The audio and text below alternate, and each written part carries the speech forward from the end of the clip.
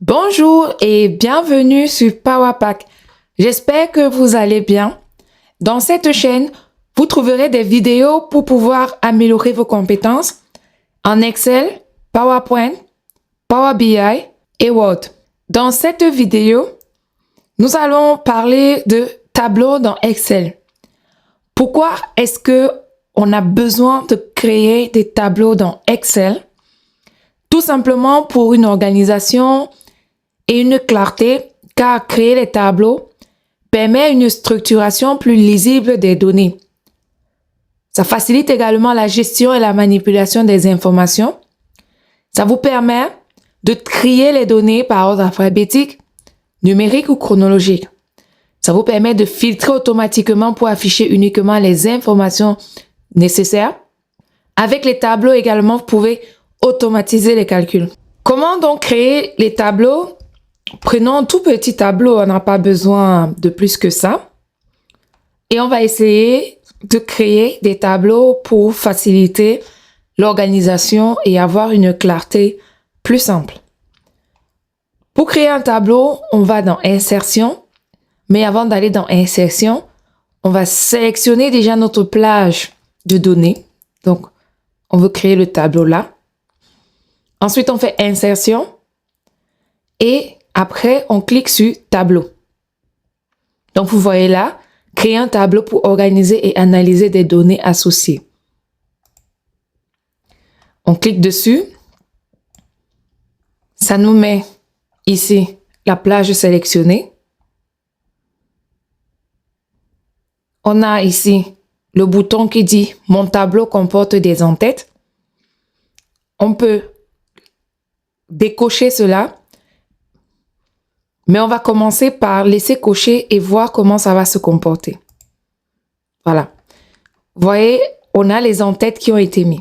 Si je fais CTRL Z, je recommence. Tableau. Je n'ai pas les en-têtes. Et voilà ce que ça donne. Donc, quand je dis que je n'ai pas les en-têtes, il nous propose en fait une ligne supplémentaire pour mettre les en-têtes. Mais là, moi, j'ai déjà les en-têtes. Donc, ce que je vais faire, je vais laisser mon tableau comporte les en-têtes. Donc, ça, c'est la première étape pour créer un tableau.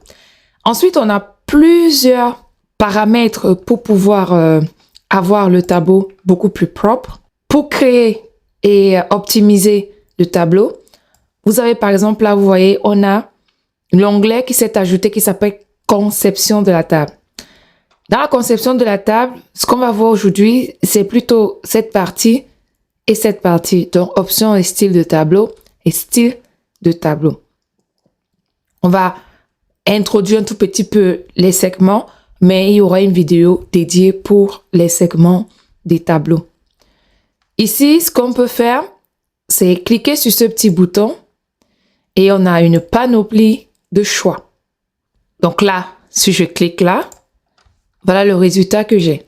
Je peux, si je veux, modifier ici et avoir beaucoup plus clair.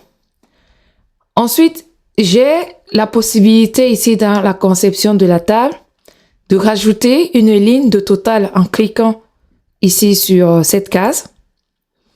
Donc, il m'a rajouté une ligne de total. Je fais la somme de tout ça. Ça donne bien 65.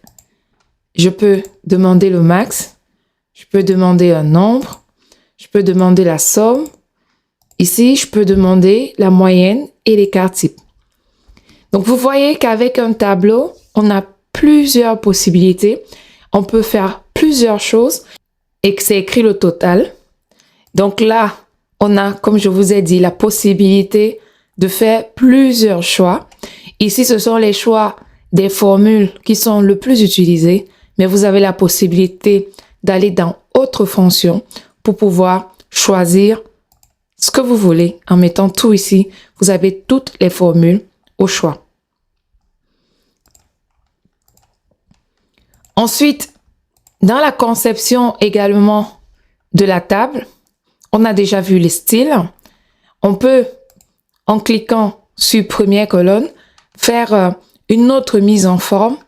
Sinon, sur dernière colonne, colonne de bande, Sinon, on peut les enlever. Et en dernier, on regarde les segments.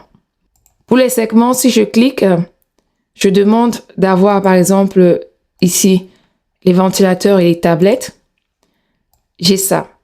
Les segments, ça va me permettre de filtrer. Donc, si je veux filtrer ici,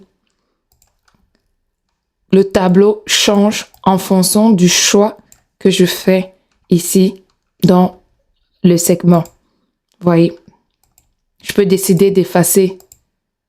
Ici, on efface là. Je peux décider de resélectionner et effacer. Voilà ce que je voulais vous montrer sur la création des tableaux. Mais avant de partir, une autre chose très importante également pour cette création de tableau, c'est que quand on a le tableau, par exemple là, je vais revenir dessus et je vais redemander d'enlever la ligne des totaux. Si par exemple ici, je mets armoire, j'ai le tableau qui se configure automatiquement, vous voyez là. Je n'ai pas à rajouter les couleurs ou quoi que ce soit, c'est déjà fait automatiquement. Si je veux le faire avec le total, en rajoutant la ligne de total, en faisant ici insertion, et je mets par exemple ici table, vous verrez que ici le total se fera automatiquement par rapport au choix et par rapport à ce que je rajoute dans mon tableau. J'ai aussi ici tout ce qui se met à jour en fait, parce que tout est lié, comme je disais, avec le tableau. On permet de faire plusieurs modifications. On peut jouer avec et c'est dynamique. Le tri est dynamique, la réorganisation est dynamique parce que le tableau permet d'automatiser et de faire les calculs de manière dynamique. Voilà, j'espère que tu as appris quelque chose dans cette vidéo. N'hésite pas à laisser un commentaire dans le volet commentaires pour me faire une demande plus spécifique si jamais tu n'as pas eu la réponse à ta question dans cette vidéo. Et je ne manquerai pas de te répondre également dans ce volet ou alors de créer une vidéo pour toi.